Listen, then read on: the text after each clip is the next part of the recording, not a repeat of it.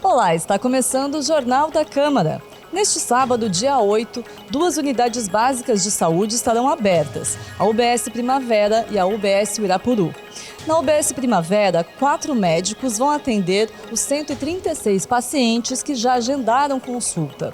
E a UBS Uirapuru reservou 10% das vagas de clínica médica e de odontologia para atender a demanda espontânea, sendo que as consultas de ginecologia foram previamente agendadas. O atendimento será realizado das 8 da manhã às 4 da tarde. E agora vamos aos destaques desta edição. Possível cobrança de tarifa na Via Dutra em Guarulhos gera polêmica em audiência. Ação no recesso. Conheça o trabalho dos vereadores no período de recesso parlamentar. Coronavírus. Guarulhos se previne contra surto da doença. É o que você acompanha a partir de agora.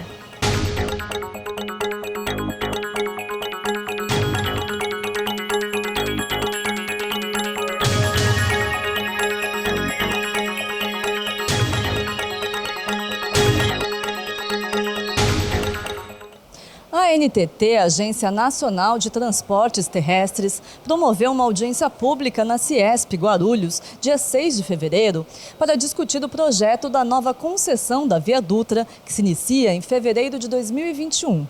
A ideia é colher sugestões para finalizar o edital de contratação. A grande polêmica envolve uma proposta da agência para cobrar tarifas por quilômetro rodado na via expressa entre o trecho Guarulhos-São Paulo. O auditório da Ciesp estava repleto de políticos locais e representantes de municípios cortados pela Via Dutra. Gerente da ANTT, Marcelo Fonseca, apresentou o resumo do projeto previsto para a nova concessão. A empresa que ganhar o leilão vai administrar um trecho da Dutra de 598,5 quilômetros e também um trecho da rodovia Rio Santos. Um dos itens que vem causando polêmica no projeto é a cobrança de tarifa entre Guarulhos e São Paulo na Via Expressa. Em relação ao suposto pedágio, foi um mau entendimento que houve das primeiras sessões presenciais de que haveria um pedágio entre Guarulhos e São Paulo. Nunca foi a ideia. A gente nunca trabalhou com a hipótese de uma praça de pedágio, entre esses dois municípios, na região metropolitana de São Paulo. O que a gente vai oferecer aqui é uma opção nova de uma viagem expressa mais rápida do que a viagem normal que é feita hoje entre Guarulhos e São Paulo. Então a gente vai até apresentar os impactos disso, a gente consegue reduzir sobremaneira, baixando de 40 minutos para 16 minutos essa viagem usando essa via expressa, que está sendo proposta nesse novo projeto. Ainda segundo a ANTT, haveria um investimento de 1 bilhão e 100 milhões de reais na região metropolitana. Entre as obras estariam a construção de acessos, passarelas, além de novas faixas principais e vias marginais. A gente usa algumas faixas hoje existentes, adiciona novas faixas tanto na via principal quanto nas marginais e aí consegue ganhar tempo de viagem, reduzir o tempo de viagem tanto localmente como na via expressa. Mas na via expressa, aí o usuário que quiser optar por utilizar ela, ele tem um outro serviço à disposição, uma viagem mais rápida. Então ele pode trafegar gratuitamente ainda nas vias locais, vias marginais, que são aqui 4 faixas, dependendo da configuração 3, 4, 5 faixas. Se ele quiser usar as 2 ou 3 faixas expressas, ele paga uma pequena tarifa por quilômetro, que é de 15 centavos, nós chamamos de 15 centavos por quilômetro, para usar esse trecho que ele quiser percorrer mais rapidamente. Ou seja, a ideia é que quem estiver atrasado, tiver um compromisso, precisar se deslocar mais rapidamente, vai ter um serviço expresso também à sua disposição. Agora, caso quem esteja na normalidade, no dia a dia, pode continuar utilizando normalmente a região metropolitana sem nenhum pagamento de tarifa de pedágio. E essa opção vai ser feita por meio da identificação dos veículos pelas tags, por pórticos que serão instalados na rodovia. Ou seja, a gente não vai ter nenhuma praça, nenhuma barreira a esse usuário se deslocar nesse trajeto. Também de acordo com o projeto, o usuário que pagar o pedágio em Arujá terá incluso o direito de trafegar pela via expressa sem custo adicional. Apesar da argumentação, há um consenso entre os políticos guarulhenses na rejeição às tarifas. É uma situação que é suprapartidária, não é uma situação do partido A ou do partido B. É uma situação que envolve toda a cidade de Guarulhos. E nesse momento, a cidade de Guarulhos precisa mostrar força política. Nesse momento, nós temos sim de nos unirmos, tanto o pessoal ligado à base de governo, ao governo Guti, como o pessoal da oposição, eu acredito que não existe nenhuma dúvida com relação ao nosso posicionamento.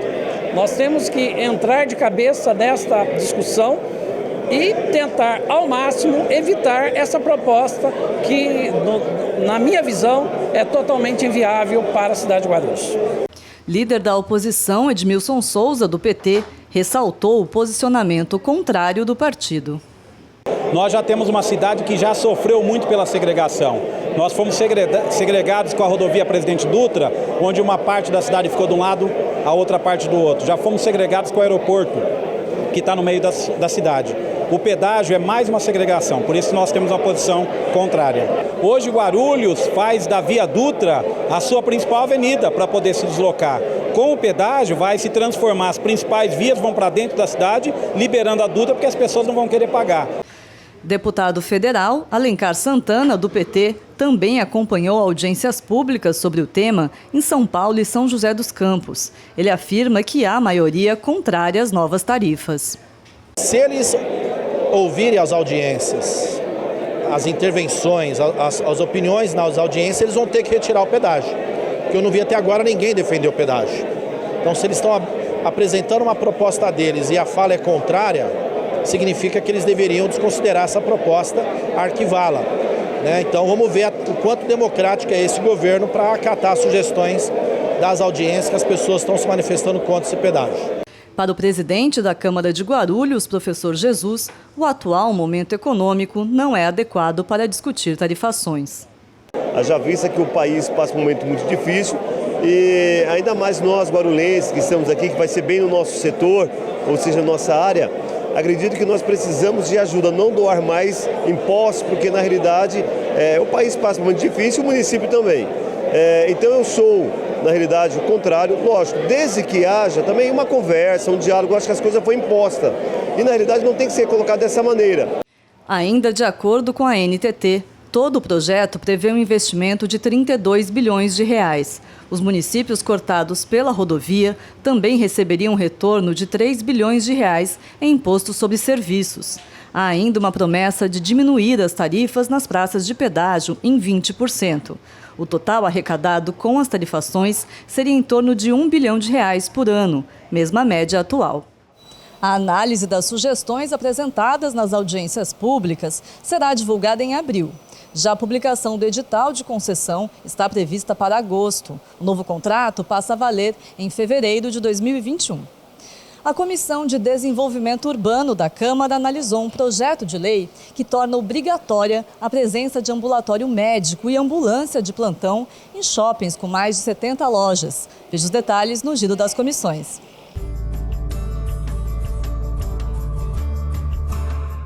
A Comissão de Direitos Humanos realizou a primeira reunião de 2020 na última quinta-feira, dia 6. Em pauta, 3 projetos de lei. 2 receberam parecer favorável.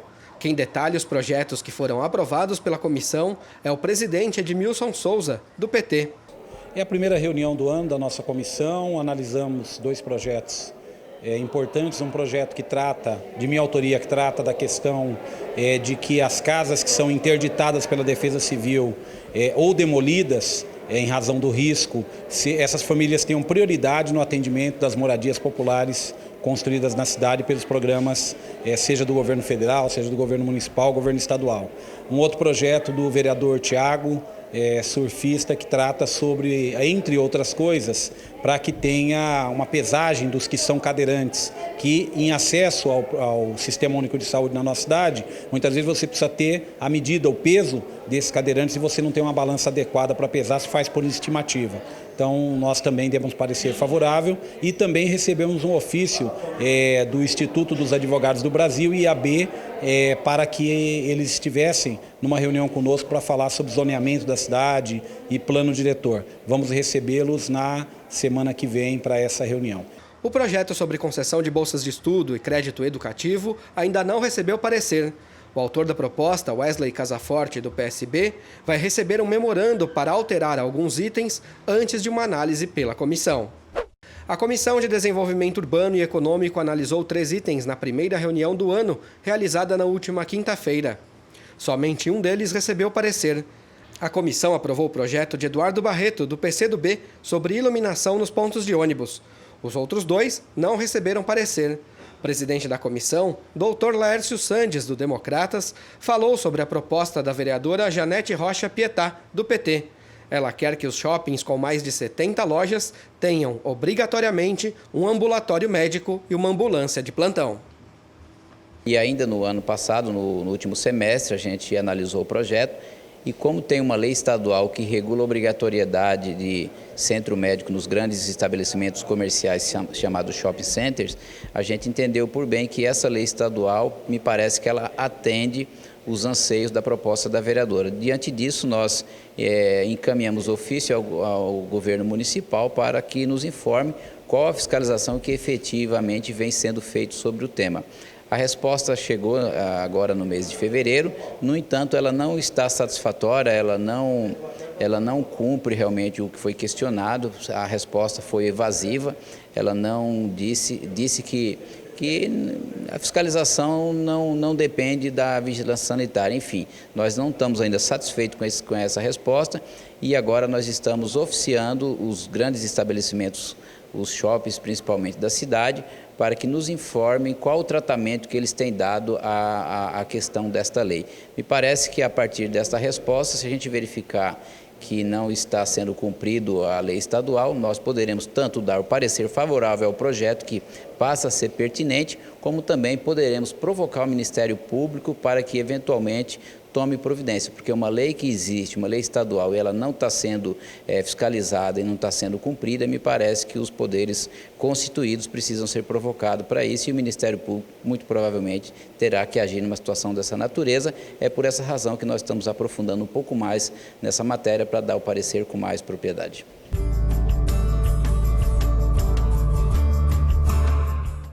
O surto de coronavírus, iniciado na China, vem causando preocupação em todo o mundo. Em janeiro, a Organização Mundial da Saúde declarou emergência global.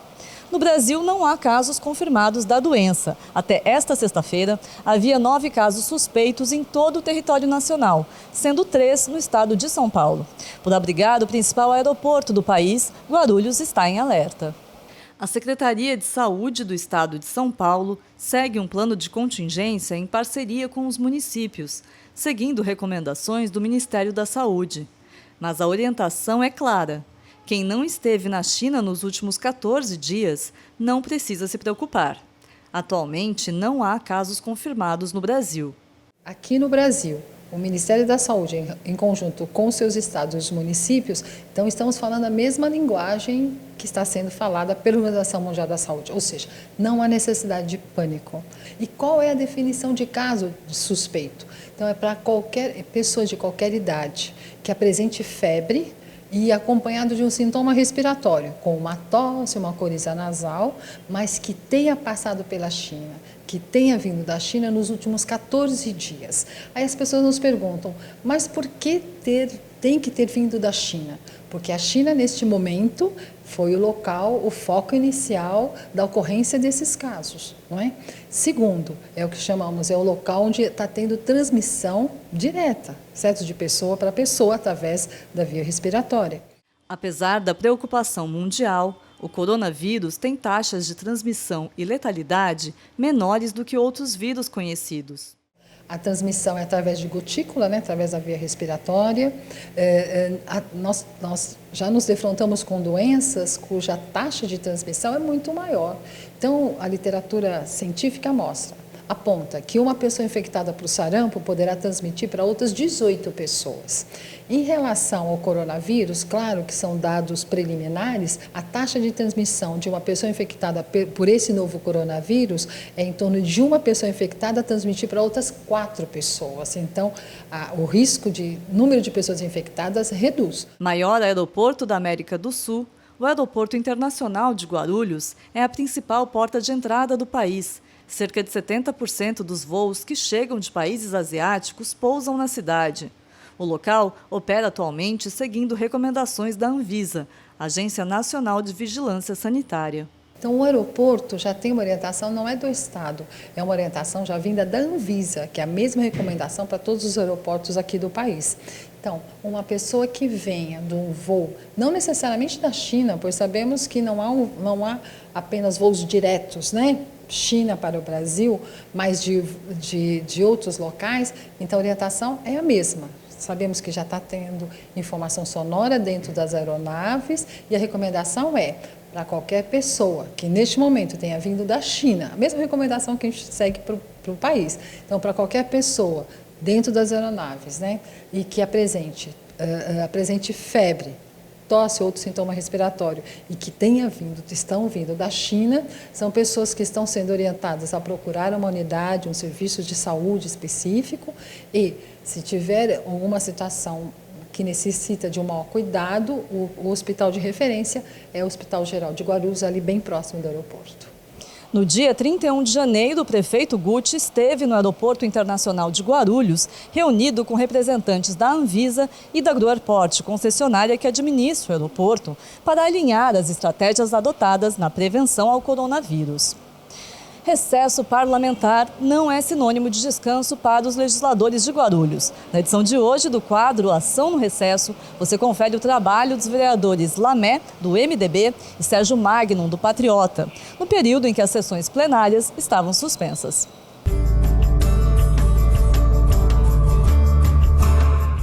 Eu aproveito o recesso para poder visitar a população, para poder visitar as famílias, para poder visitar os bairros mais distantes, porque acho todo mundo, né?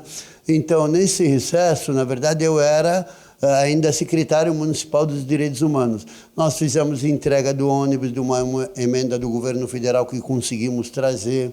Nós promovemos o segundo Fórum dos Direitos Humanos no Adamastor, reunião com os servidores da Secretaria dos Direitos Humanos para planejar esse ano, reunião com o prefeito Guti, com o presidente da Câmara, Jesus, para tratar da zeladoria da cidade, das chuvas que castigam a cidade, para que a Proguaru, os órgãos da prefeitura, possam fazer a limpeza com mais agilidade.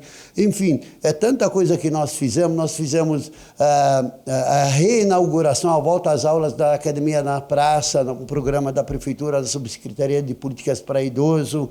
Nós fizemos a inauguração do Céu Continental, estivemos com o prefeito Guti lá, o evento da criação do Centro de Referência em Direitos Humanos lá nos Pimentas, visita à comunidade dos Pimentas, a fiscalização na Praça Transguarulhense, onde as pessoas acabam jogando lixo na praça, então nós fomos lá pedir para a Proguaru e pedir para a população também para que não permita que pessoas joguem sujeira na rua, nas praças. Por quê? Porque o ambiente é de todos nós, é de toda a cidade, acaba entupindo os bueiros e acaba piorando nossa qualidade de vida. E não é isso que nós queremos uma cidade melhor. E para isso, a limpeza e a agilidade da prefeitura são importantes. E a população tem que cobrar e tem que reprimir quem suja a cidade. Esse ano que entrou, eu praticamente não tive recesso para a minha vida, porque ficamos em recesso na Câmara, né? Mas nas minhas atividades do dia a dia, trabalhei muito, inclusive pela cidade. Nós trabalhamos aí na época da enchente, né? Que a cidade sofreu muito no início do ano com as enchentes, e muito preocupante essa situação, que provavelmente vai, se Deus quiser, vai ser solucionada ao longo dos anos aí. Mas foi tranquilo, a gente trabalhamos bastante, viabilizando mais a situação das enchentes, né, que eu pontuei agora, juntamente com o pessoal, com a sociedade, né, e defesa civil, alinhando as situações aí perante o ocorrido, as ocorrências, né.